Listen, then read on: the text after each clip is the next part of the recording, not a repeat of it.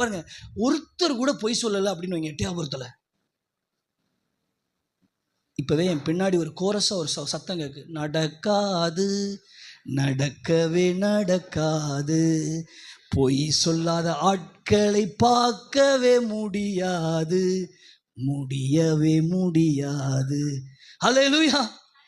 உங்களால கற்பனை கூட பண்ண முடியலங்க, பரலோகத்துல உட்கார்ந்து அவரு என் பிள்ளைகள் ஊருக்குள்ள இருக்குது, இந்த ஊருக்குள்ள என் பிள்ளைகள் இருக்குது, கட்டாயம் தேவர் ராஜ்யத்தை ஸ்தாபிக்கும் அப்படின்னு நம்மளை நம்பிதானங்க இருக்கிறாரு.